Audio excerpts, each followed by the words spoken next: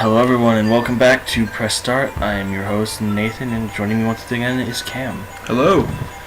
As you can see today we are playing Kirby 64, the Crystal Shards.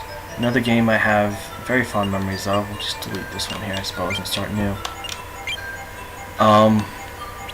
Did you play a lot of this game at all? Well, see, I'm really glad you picked this game because this is a very divisive game for me. I should say it's a divisive game that I am not super fond of. Yeah. I know a lot of people really enjoyed this one. I just didn't see the magic, personally. I rented it. I think I played through it. It's colorful. It's charming in some senses, but it's just kind of there, I thought. Released in 2000, of course. This was a HAL Laboratory joint.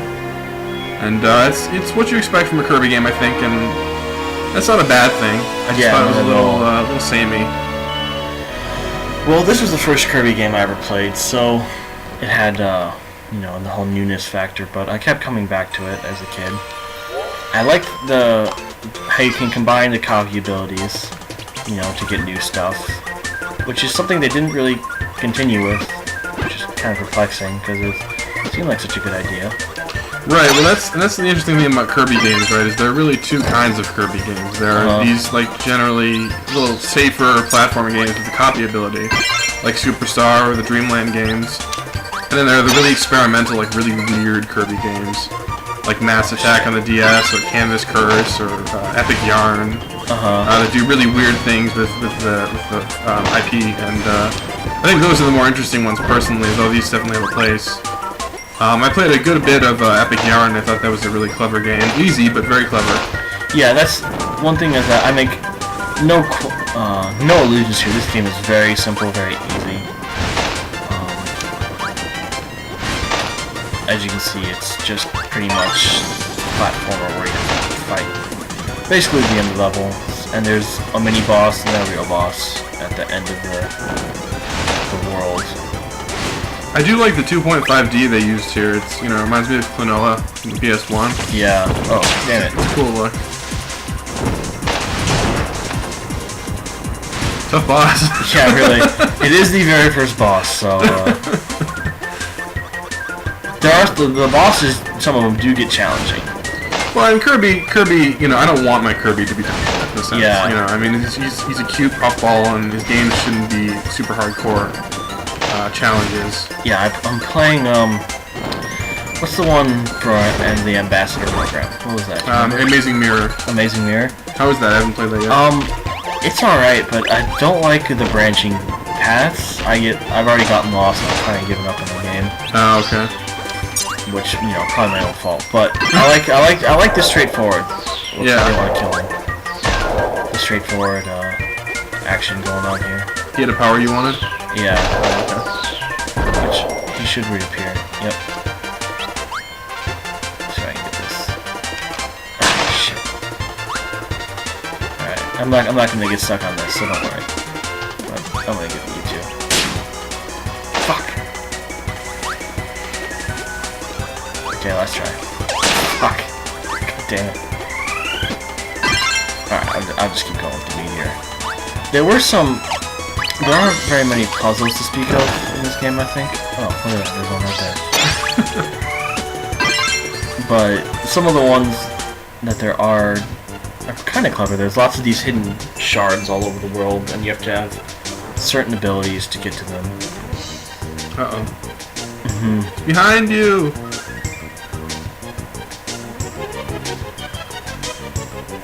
Yeah, the game has a lot of, it just adds loads of charm. That's undeniable. Yeah, it's adds loads of charm. It is a very cutesy, definitely a kid-friendly game. But not even that. I think it's a game that all ages can appreciate for its its colorfulness and playfulness and all that. There's nothing wrong with that, even if it's a little easy. There's a place for that, certainly. Yeah.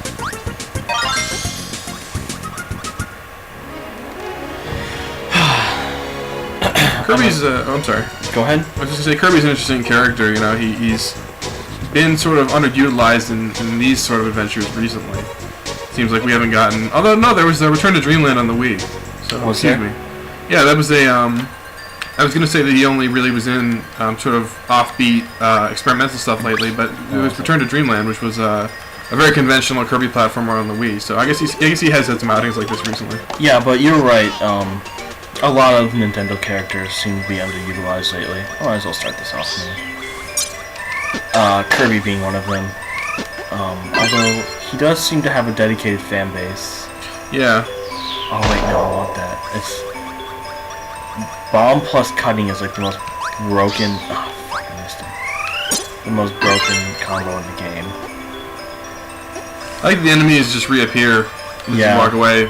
That's annoying in some games, but here I can see it being handy if you miss something you want to copy. Yeah. Now you get exploding throwing stars. Oh wow. And they just destroys everything.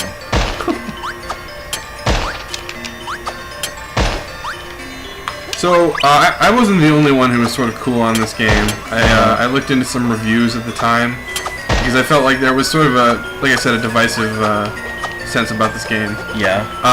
I found that GameSpot gave it a 6.9, IGN gave it a 7.9, and the late Nintendo Power, God rest its soul. Wait, what? The late Nintendo Power? Yeah, Nintendo Power's gone. Since when? Since what? You don't know this? No. Oh man. Honestly, we're making history on this recording right now, folks. Nintendo Power's gone. Yeah, they went under maybe a few months ago. Really? Yeah, not to date us. But yeah, tragically. But yeah, they only gave the game an 8.1, and in my experience, they always overscore everything. Or used to anyway. Yeah. It was Nintendo. So that's just lukewarm reception, I think. A little surprising to me, being such a big fan of this game, that people wouldn't like it that much. Yeah. But I guess I can see. I was very young when I played this game. So obviously I was a lot more easy to impress. Right. And nostalgia is, a powerful force. Yeah. Although I will defend this game as being good quality. And also very clever. A lot of the combinations, like this one, Spiky plus Lightning as Lightning Rod, which, is pretty good. Although some of them are a little less useful. That's good they exist, though. A little variety. Yeah. Good amount of variety. There's just so much to be done here. And while we're on the subject of underutilized Nintendo characters, I feel like they're kind of just going through the motions at this point. I mean, it seems like we only ever get new Mario, new Zelda. I mean, I'm not the only. I know I'm not the only person saying this, but when are we gonna get a new Metroid? Well, I almost don't want a new Metroid. I feel like if Retro, I mean, I should just date us, I guess. We're a few days away from E3 2013 as we record this, and I'm hoping Retro's new game is not Metroid Prime 4. I think we've seen enough of that for now. Yeah, I mean, if I'd like to see a new. Let me recant my comment.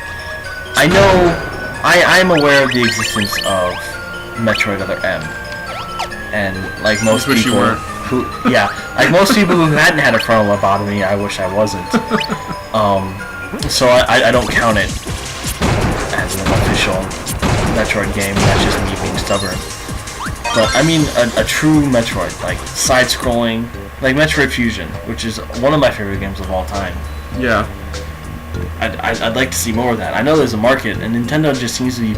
I don't know. Nintendo's being just lost in its own little mushroom land. Well, they've always been. I mean, Metroid is not a huge franchise in Japan. No. It's much bigger in the West than it is in Japan, and I could see Top Brass kind of saying, "Oh, well, Retro did their own thing with that, and we don't need to be doing a 2D one." But yeah, I'd love to see that. Even if someone who's not a huge Metroid fan, I think that'd be good for just everyone to have more of that in the industry. There aren't a lot of Metroidvania games anymore. And why is this guy your enemy? Isn't he a good guy? Well, as you can see, and obviously you weren't paying attention, but there's this evil black force that's going around and corrupting friendly allies to be bad guys. And you can see he just drew a vagina. Oh, okay. Or maybe it's a butthole. No, sorry, I wasn't following this gripping narrative. I was talking about Metroid. But yeah, so you're on an ultimate quest to re-establish the crystal and stop the black mats. Okay. That doesn't seem like a very effective attack because... Oh, that's... never mind, I'm sorry. That was his health bar. I was gonna say you get hit every time you use that. Your health bar is the yellow tan circles, ovals. Now, the level design in this game... God damn it! It's not the most effective henchman. But yeah, this is... the level design in this game, I think, is really good. The backgrounds are always really kind of... What's the word? Very whimsical. Very, yeah. It goes from being very whimsical and cutesy to be very surreal and dark at times. Yeah. And I do remember some of those levels, some of the later levels, yeah. Which I really like. True. I really like the Toy Factory level. Yeah, that's a great one level. of them. Now this is a part I've always failed at. I always used to go for the little cards over there because they had enemy data, and I really love that kind of stuff. But now I'm just gonna go for the one-ups. Gotta do to survive. Yep. Also, as a kid, I always wondered why Kirby was saying hi. Like, why he's saying hello to these people. But now, being the world traveler that I am, I understand. A little less ethnocentric? Yes. That's good. So I'm not gonna stand here and or sit here and argue this game isn't, you know, adorable and clever and, you know, all that. I just didn't think it was quite a top tier first party Nintendo game at the time. Yeah. Come here. I do enjoy these kind of platformers. That's pretty cool. Yeah.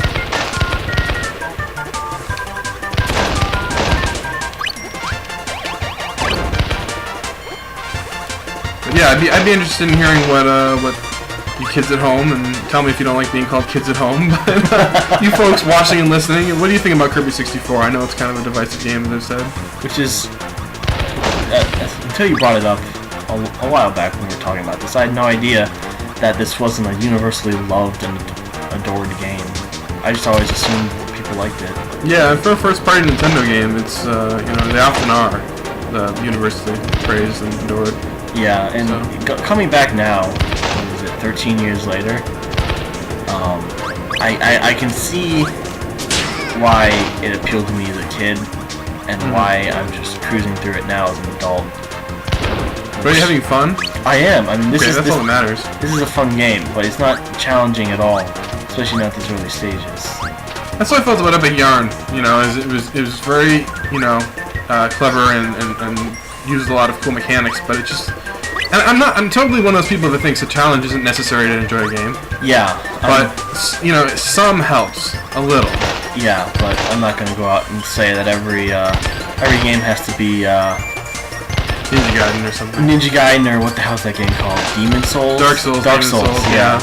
Scott actually suggested we did an episode on that. Oh, God, that would just be a massacre. Of course. He would want that. Which, I apologize for talking about A, a person who's not here to defend themselves, right. and B, someone you guys have no idea who that is. That's a friend of ours. He may be appearing on some future shows if he's so inclined. Which,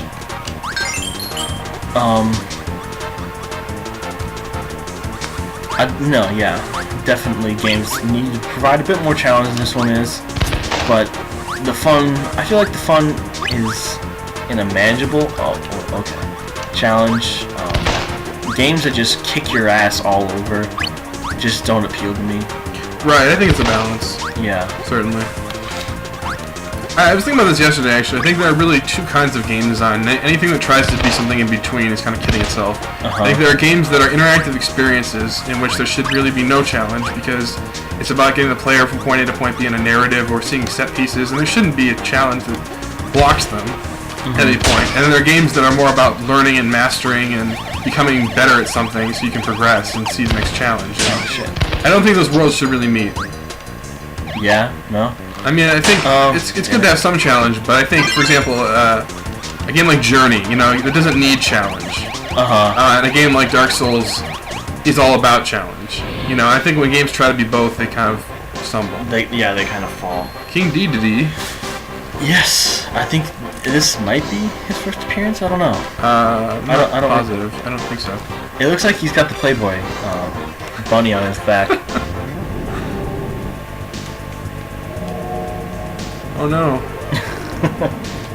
I do like that. A lot of your allies do show up later in the game. Like you saw the painter. Right. You'll see him in certain levels, and he'll give you power ups and such. And King Dedede comes to help you. Kirby's such a cuddly universe. I love this. That King Dedede is already a villain. Yeah. And to attack you and have a boss fight, he has to be possessed. He's already the villain in this series.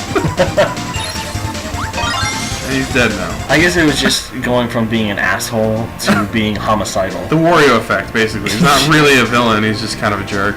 Yeah, really.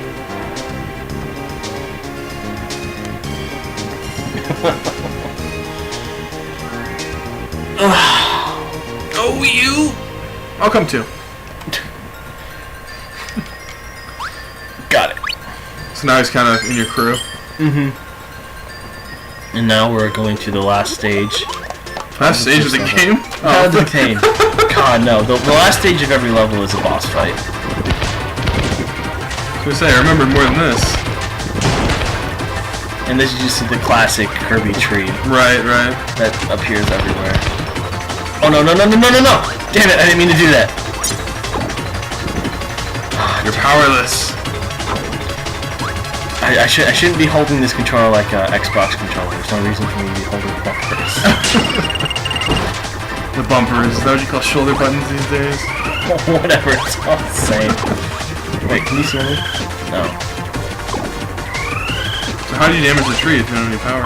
You have to take his projectile and spit it back at him. It looks like it's just those things. Yeah, well that's the first stage of him. Oh, okay. Let's see. No, he's gonna get pissed and shoot his roots out at me. Ah. Death in the Kirby game. It exists. Very rarely. Don't get lax, kids. It can happen to you.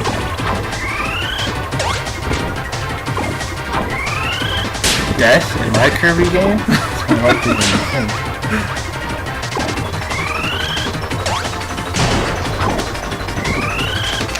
I also really like, this game has some pretty good sound design, especially in terms of the music. Yeah, the sound effects are nice. Crisp little apple smack. Mm-hmm. I always, like, even today, the boss music will get stuck in my head. I just find myself humming it. It's just so, you know, simple and Kirby-like, but effective at what you doing now.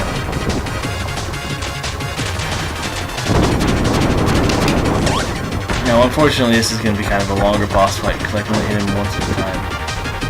If you had powers, it'd be quicker. Yeah.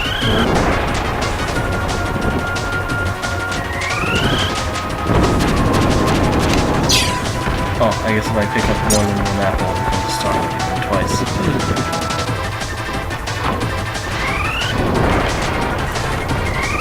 No. Well, no, actually, I'll set this topic for later. Oh, what a tease.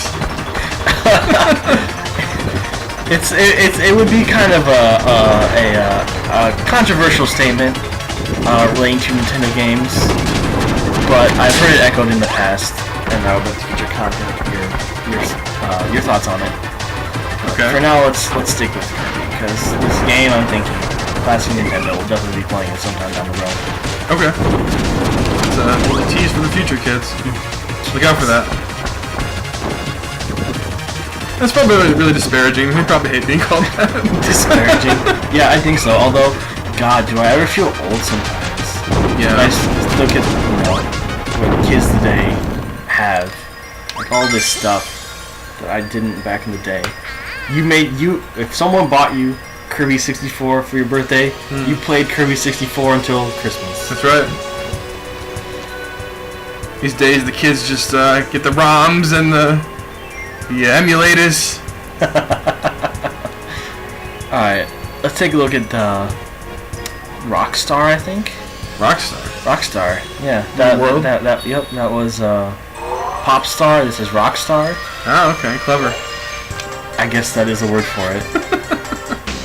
Oh, all right. Also, oh, this world theme was one of my favorites. Driving. I like that. So, a little fun fact about Hal. Everyone knows, I hope you know, Satoru Iwata, the CEO and president of Nintendo, very lovable guy. He used to work at HAL. Really, no? Yeah, I don't know if he worked on this game. I know he worked on Earthbound, which I don't think was a HAL project, actually, but I think it was a Bronny Brown game. But, anyway, yeah, he's a cool guy, and if you've never seen him in a Nintendo Direct, you should check it out. He's very affable and fun. I actually never checked out Nintendo Direct, so I'm gonna have to do that. Really? Yeah. Oh, there's going to be, well, not to date us again, but there's going to be an E3 one. The same episode, they know when this is. Yeah. There's going to be the big E3 one coming up in a few days. Yeah, very soon. Which, Destiny. Yep. I know what I'm looking forward to. Although, well, actually, let's might as well keep it topic for now. Sure. We'll leave E3 discussion for off video. Okay, fair enough. There really is no one else like the Nintendo personalities. Like, you have Reggie, Iwata, Miyamoto. Of course, yeah. There is no one in Sony or Microsoft who is really, like, comparable to them at all. Don Patrick? Not even sure who that is. That's the, if you watched the, well, yeah, I know you did. You watched the Xbox One keynote. That was the presenter. Okay. He's kind of bland. He is the perfect embodiment of Microsoft. Bland and safe. Corporate focus tested. Yeah, exactly. We should say we do play 360 games. I mean, Yeah, we're not I am by no means a Microsoft hater. Right. I am not. We hate everyone equally. Yeah, exactly. I am an equal opportunity hater. That's right. In fact, I was in the Nintendo camp for a long time until I met you. You think that sounded like I got you out of it? Oh, you... not... You made me realize there was more to gaming life. More to the world.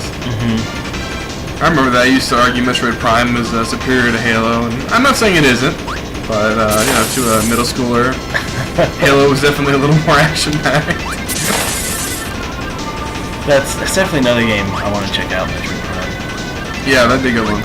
I've seen. You have a copy? I do. Okay, good. Because I lost mine somehow. Which, speaking of which, as you've probably noticed, but people at home cannot see, all my Nintendo games have my last name written on them. Oh, that's pretty common, I think. Yeah. The cart era. Yeah. Even my controllers, though. My dad insisted on doing it. I'm like, it doesn't matter. They're all the same. Yeah. And it would drive me crazy. Yep. I had a traumatic experience as a youth. I went to a neighbor's house, and they had an N64 as well, and I brought my games. And my friend's dad, he insisted on putting a little permanent marker dot on top of all my carts. And being an OCD little 8-year-old, whatever I was, I was quite bothered by that. God, I would have been like, no, get away from my shit. Yeah. Who was this? This is some people down the street. Oh, okay. Some back in the day. No, you know. I'm gonna switch it up. This is kind of a cool little area. Yeah. You know, to get back to Kirby. I like the music, as we pointed out earlier. And those are some cool Piranha Plant spin-offs, it looks like. We got the pyramids in the distance there. Of course. Oh, that's close. Phew.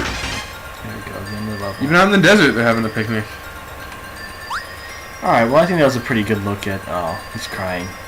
Pretty good look at Kirby 64. Fond memories for me. Probably not so much for you. Well, you know, it was fun revisiting it. Yeah, definitely. Alright, we shall see you guys next time. Bye.